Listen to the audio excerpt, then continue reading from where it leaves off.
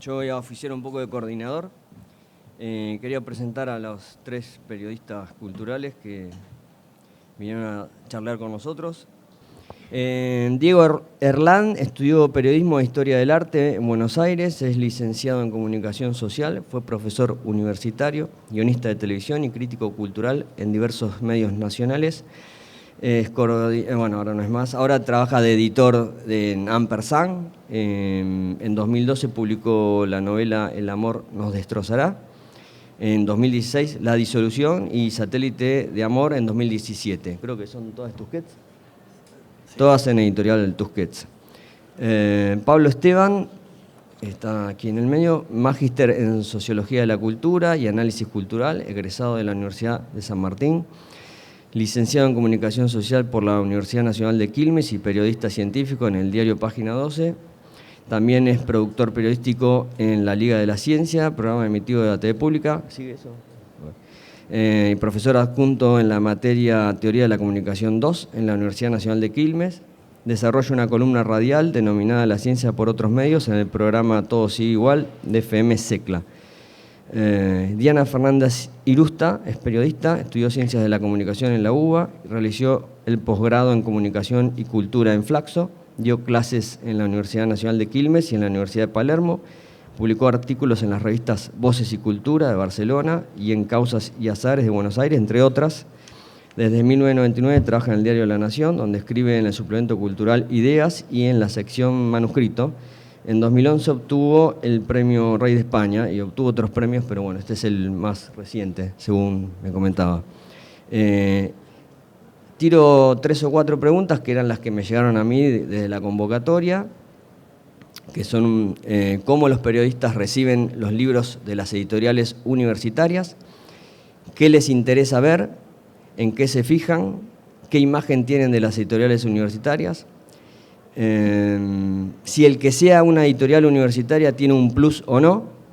Yo agrego algo personal mío, que quizás no sé si les interesa acá, pero que me pareció como que cuando leí por primera vez, interpreté mal, como habitualmente hago, y me pareció que faltaba como una tercer pata, ¿no? Porque uno dice, bueno, ¿para quiénes, no? Digo, me parece que por lo general, digo, hay una acción de prensa o de comunicación de la editorial hacia un medio determinado, pero como que también me da la sensación de quiénes son los que leen, quién lee a esas editoriales universitarias. ¿Es un público solamente endogámico?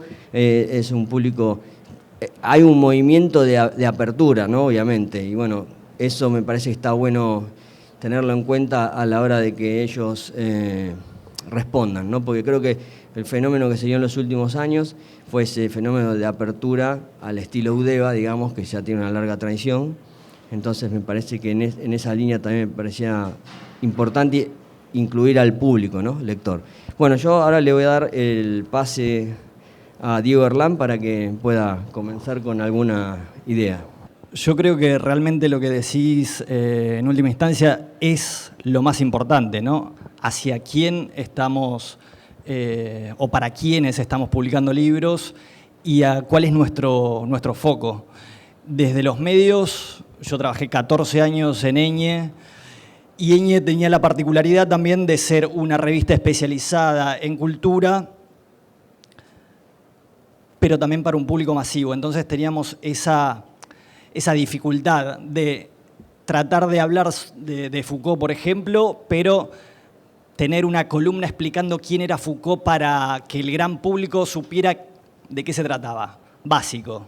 Esa era la columna que se llamaba Básico, Foucault Básico, por ejemplo. Fue una de las cosas que Eñe, en todo ese tiempo, yo aprendía a que podemos abrirnos a un gran público desde lo no endogámico, sino desde lo especializado.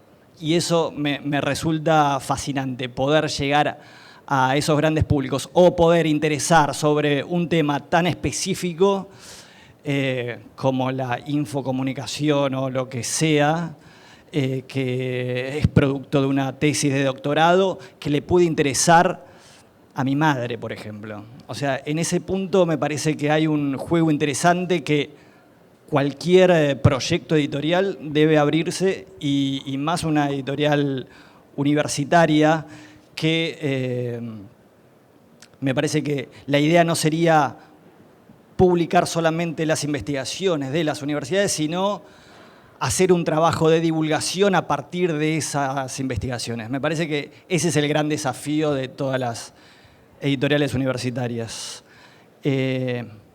Cuando me invitaron a la mesa, pensé en un ejemplo que me encanta como proyecto editorial en Latinoamérica, para que no se ofenda ninguna argentina, pero quería dar un ejemplo, y era la Universidad Diego Portales de Chile. O sea, ellos hicieron un plan de construir una editorial poniendo todo el dinero que ellos iban a invertir de publicidad en la editorial.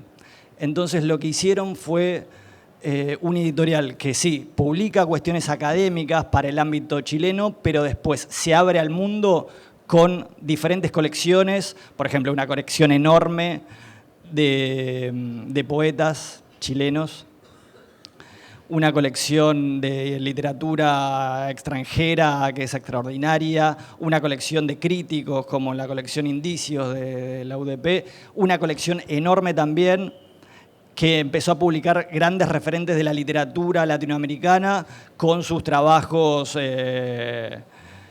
sus artículos de prensa, sus notas, sus ensayos. Me parece que en ese punto hay algo interesante que hace la UDP, que es inventar un libro que no existe. Y a veces me gustaría también verlo en muchas editoriales argentinas universitarias. Que lo veo. También el periodista cultural recibe una cantidad de libros y de novedades todos los meses que es infernal. Entonces hay que diferenciarse en toda esa selva y esa acumulación de libros que hay, porque realmente hay muchos libros, pero también tenemos que lograr atrapar a ese lector, que es el lector, el periodista, ¿no? Especializado. Ese también es un desafío para pensar desde los títulos, desde las tapas, desde la perspectiva y el foco que va a tomar ese libro a partir de una investigación académica, ¿no? Y tratar de bajar, o sea, estoy absolutamente a favor de la ciencia, pero sí me parece que a veces en la divulgación hay que bajar un poco la terminología académica, que a veces te hace muchísimo más áspera la lectura, y hay que pensar un poco más con la poesía, ¿no? En principio, muchas gracias por la invitación. Pienso que es importante discutir acerca de estas cuestiones. Y me pasaba un poco lo que le pasaba a los colegas. Recién estábamos hablando y, digamos, no sé si tenemos una reflexión muy acabada acerca de efectivamente cómo vemos a las editoriales de las instituciones universitarias. Pienso y verdaderamente comparto que fundamentalmente lo primero que habría que hacer desde el periodismo, pero también desde el lugar de editores, es redefinir el lugar del público. Me parece que tenemos una mirada que está muy centrada en los autores, en los emisores de los mensajes, en los productores de sentido. Me parece que es mucho más fundamental volver a conquistar a ese público, ¿no? Porque si yo les preguntara a ustedes el por qué o el para qué de las editoriales universitarias, seguramente muchos de ustedes me responderían con sobrados argumentos, digamos, bueno, porque forman parte de instituciones, de universidades públicas, cuyo objetivo es democratizar las condiciones de acceso y participación y bla, bla, bla, bla. Ahora bien, cuando yo les pregunto para quién son sus producciones, para quién son sus escritos, en quién están pensando fundamentalmente cuando escriben, me parece que ahí ya no está tan claro.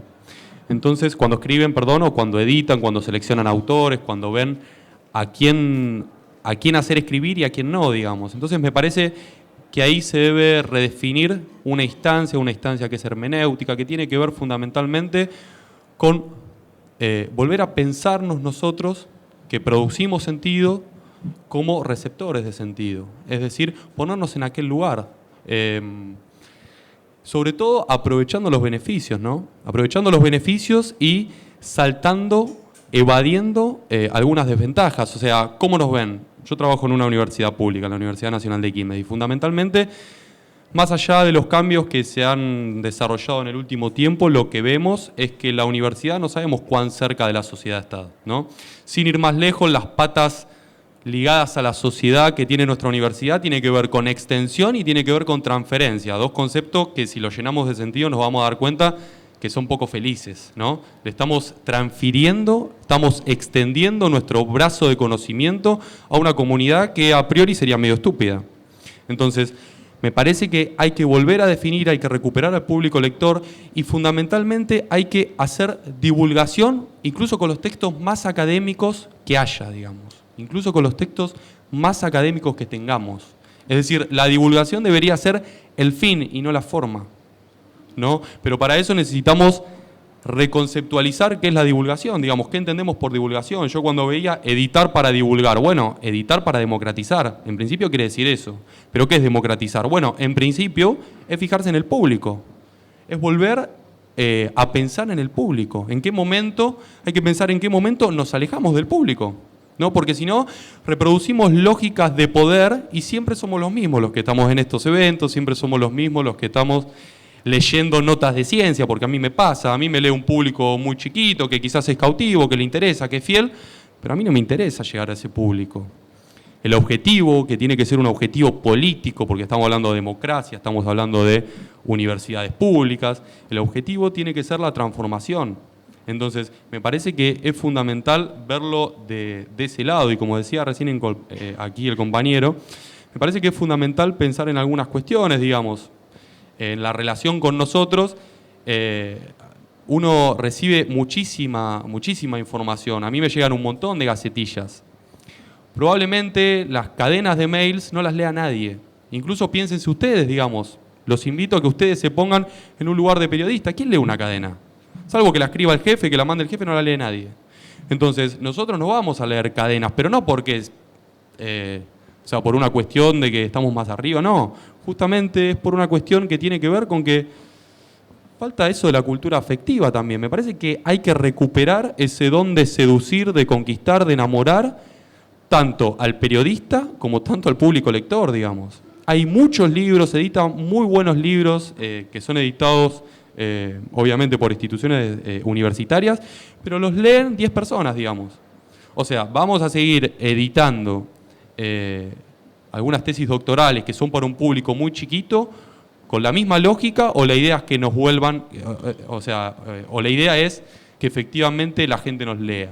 Entonces, ahí hay una cuestión, digamos, yo me esfuerzo mucho, doy casi lo máximo, para intentar que los científicos en mi universidad puedan compartir el conocimiento. Muchas veces sucede que los científicos, incluso en el trato diario, cuando estoy en el diario, dicen, bueno, no, pero a mí no me gusta esto de la divulgación porque yo estoy para otra cosa. Obviamente no te lo dicen directamente, ¿no? Pero hay una idea subyacente, una idea subrepticia que tiene que ver con esto. No, yo para la divulgación no estoy, para la divulgación está Felipe Piña, está Diego Goldberg. Bueno, no, escúchame, en general lo que ocurre, lo que se está encubriendo, es que no han desarrollado las capacidades para efectivamente poder divulgar, porque no saben definir ni siquiera en muchos casos la disciplina en la cual se enmarca su objeto de estudio. No hay nada más difícil que preguntarle a un ingeniero que acaba de escribir un paper o lo que fuere, ¿qué es la ingeniería? Van a tener muchísimos problemas, en general tienen muchísimos problemas. Entonces, tiene que ver fundamentalmente con que muchas veces dejamos a un lado el tema de la comunicación, y en esto de la comunicación dejamos a un lado el lugar del lector. Entonces, brevemente, para despertar algún debate o un ida y vuelta, algo interesante, me quería sumar a lo que decía el compañero, y fundamentalmente tiene que ver con esto: editar para democratizar. El problema es que muchas veces divulgar implica un laburo doble. Entonces preferimos ir a lo fácil, ir a lo sencillo, pero que no llegue a nadie. Entonces me parece que es fundamental, si nos queremos separar de ese lugar de élite que tiene la universidad, los sellos universitarios, es fundamental hacer otro tipo de trabajo que no tenga mucho que ver quizás con lo que venimos haciendo. Y lo está diciendo alguien que a menudo lee este tipo de producciones. Yo leo a menudo un montón de producciones y digo que son buenas realmente. Hay muchos casos, digamos, sobre todo las de UDEVA, sobre todo las de mi universidad, digamos. Yo leo casi todo lo que me llega también, hay una cuestión que es logística y casi administrativa. A ver, es muy difícil leer libros en la vorágine del año, es muy difícil. No estoy diciendo que los tiempos editoriales tengan que ver con las vacaciones de los periodistas, no estoy diciendo que se adecúen a eso. Simplemente estoy diciendo que ese libro debe ser acompañado por otro relato, por algo atractivo para nosotros también. Hay que aprovechar las bondades de lo audiovisual. Y en este marco hay que perder un poco la solemnidad, me parece. Hay que dejar a un lado la solemnidad, hay que pensar en otras rigurosidades, hay que pensar que las rigurosidades del periodista no son las mismas que la de la ciencia o la de la cultura. Entonces, hay que comenzar a pensar este tipo de cosas sin miedo, con un único objetivo que tiene que ser el lector. Porque si el lector se entretiene, porque si nosotros cuando escribimos nos entretenemos, el lector difícilmente se aburre. Entonces tiene que ver con eso. Se dijeron muchas cosas. Yo solamente iba a agregar, cuando me invitaron a participar de esta mesa, creo que se escucha, ¿no? Sí. Lo primero que pensé, más allá de cuestiones así más rigurosas, pensé en años de establecer vínculos con los medios universitarios, inclusive de transitar las universidades, y años de estar en una redacción. Y lo primero que se me apareció fue una imagen, ¿no? Como una imagen de dos áreas, la academia y la prensa, que se fascinan mutuamente y se recelan mutuamente también mucho. Porque en general no suele pasar eso. Y lo que me planteaba era, bueno, en este juego de fascinación y un poco de recelo y desconfianza entre estos dos ámbitos, lo importante es tratar de tender puentes. Yo me decía que no sean ni fascinados ni recelosos, sino puentes que tiendan a comunicar espacios diferentes. Y espacios que me parece el punto clave para poder establecer un entendimiento es justamente comprender que trabajamos en áreas con condiciones de producción muy diferentes. El trabajo en una redacción, un poco como decía Diego, en un punto implica, además de mucho vértigo, de cierres, de mucha adrenalina y un ritmo que en general no es el ritmo de la academia, implica estar todos los días lidiando con una masa de información, una masa de ofertas, de lecturas y de debates enorme. Entonces, en una redacción el trabajo es ese, es tratar de encontrar orientación y vías de navegación en un mar muy plagado de información y en un marco de mucha velocidad. Que se me ocurre ¿no? Bueno, uno circuló también por esos ámbitos. En la academia sí está la información nutrida, pero los tiempos son diferentes. Y además, en general, las investigaciones académicas o el trabajo en las universidades trabajan de una manera mucho más concentrada. La persona que publica un libro en una editorial trabajó años sobre un mismo tema. Nosotros en las redacciones estamos saltando de tema en tema todo el tiempo, lidiando también con esa diversidad. Y en general, lo que a mí me viene pasando, tanto en el trabajo con las editoriales universitarias como con los investigadores, a los que uno consulta por una nota o invita a escribir una columna, o en el marco de un libro que nos interesó y en la difusión de ese libro lo invitamos a escribir un texto breve relacionado con ese libro. Cuando ocurren estas cosas, resurge esta cuestión que yo le digo, la fascinación y el recelo, porque generalmente, esos investigadores tienen muchas ganas de ser publicados, pero al mismo tiempo recelan mucho de que les toquemos los textos, de nuestras condiciones de producción que son así. Y me parece que en la posibilidad de establecer diálogos, de entender que, bueno, desde nuestro lugar tiene que ver con fortalecer la mirada sobre estas editoriales y no solo sobre la otra avalancha que es la que puede mandar el mercado, que también es muy abundante. Y desde los espacios universitarios, también lo que decía Pablo, aceptar códigos un poco más flexibles. Yo creo que ahí, en esas instancias intermedias, se pueden establecer puntos de contacto. También ocurre cuando no se encuentran esos espacios intermedios que suelen surgir los cortocircuitos, ¿no? Esto, bueno, era lo que se me ocurría, lo que pensé inmediatamente desde más que desde la teoría, desde la práctica continua. Y creo que además justamente las tres personas que estamos sentadas acá, además desde como una voluntad además y un gusto por darles espacio a las editoriales menos conocidas, a las editoriales universitarias que están dentro del marco de las menos conocidas. Y sabiendo que además trabajamos hay como otro elemento que tiene que nombrarse, que es que estamos trabajando en condiciones también de mercado. Digamos, los periodistas, ustedes dicen cómo los vemos. Yo les cuento cómo trabajamos en general, y no es nada nuevo, ¿no? Pero trabajamos en el marco de una cultura de época muy particular, con condiciones de trabajo en una redacción también muy específicas, e insertos en el mercado. Entonces, que por suerte las universidades están liberadas del mercado, pero cuando en una redacción se establecen marcos para una publicación cultural o demás, ese espacio también está presente. Y es otro espacio es otra pieza que con la que hay que dialogar. Entonces, en general, esto quizás es para decir, bueno, en medio de toda esta confluencia de elementos está la posibilidad de dar esa nota, dar esa columna, esa entrevista, que además va a tener que estar inserta en una agenda, que esto tiene que ver con nuestras condiciones de producción, que una agenda de actualidad que también nos va marcando la selección de temas.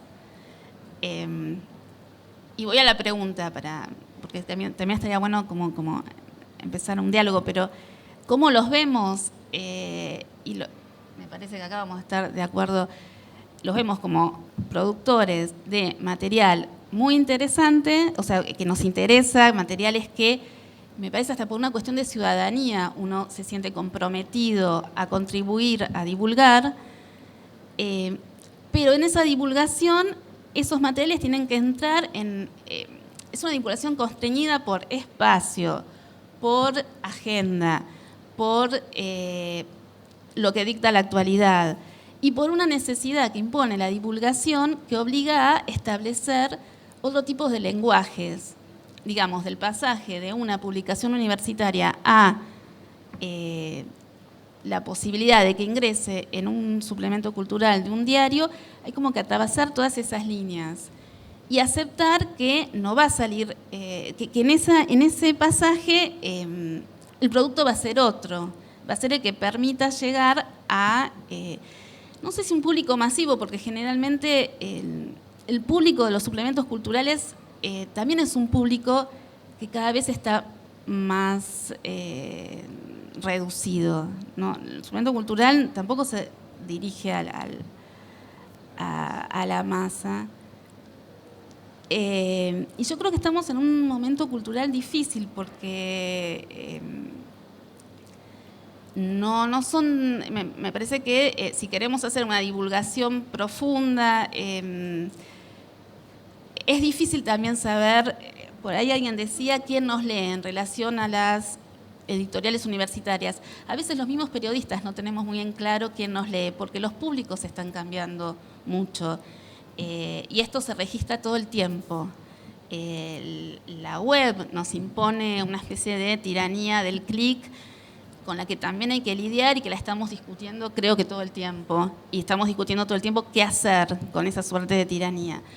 Entonces me parece que en algún punto quizás hay que plantearse un trabajo conjunto de repensar los públicos, repensar cómo dirigirnos a ellos y todo el tiempo estar intentando reflexionar sobre nuestra propia práctica, que son prácticas, bueno, que están complicadas.